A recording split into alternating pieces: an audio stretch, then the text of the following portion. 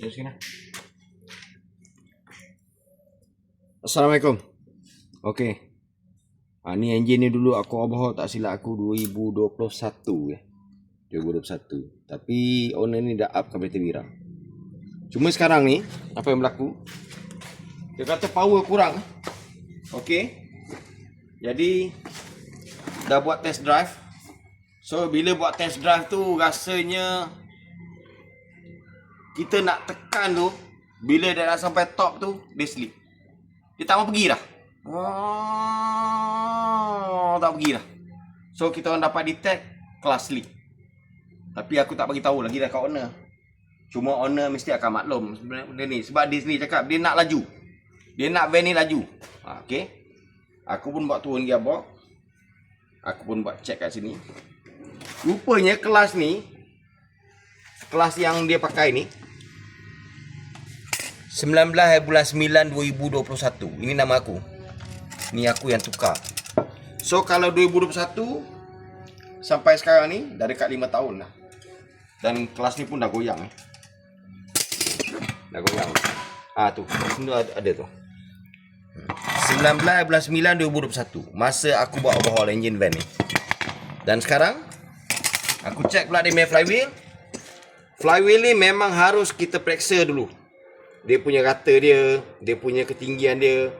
Sebab aku punya sistem, aku nak ketinggian ni 1.2 hon. Tak nak sama rata Bila sama rata nanti dia punya grip dia kurang. So aku akan bagi dia kelas ni. Aku dah marking tarikh tu 6 bulan 2 2026. Ni dah marking, aku akan bagi ni. Sama aku dah marking siap-siap dah guys tu. Dan pada masa sama aku akan check sekali ni leaking. Tapi kalau tengok leaking ni, leaking okey je kot. Leaking tak ada apa pun. Cuma depan ni lah. Bearing clutch bunyi. Leaking yang ni aku kena check. Mana datang leaking ni. Biasanya kalau macam ni, kalau okey shaft tak goyang. Biasanya kalau shaft tak goyang ni, ni tak best. Ni dah sangkut dah. Ni dah sangkut, dia tak return dengan baik. So yang ni nak kena gosok. Oil seal dalam ni lah biasanya. Oil seal kecil ni. Oil seal dia panggil oil seal kelas shaft. Jadi aku akan buat sekali jalan. InsyaAllah power tu dapat balik. Jadi satu je yang aku nak share sebenarnya ni. Ada juga orang cakap, bang, kelas Vanet ni berapa tahun boleh pakai? Berapa tahun boleh tahan? Aku jujur cakap owner ni memang suka laju. Dan jarang dia slow. Sebab apa? Dia kena cepat. Dia orang meniaga. Jadi dalam orang meniaga ni tak boleh main-main. Semua nak kena cepat. Semua nak kena lancar.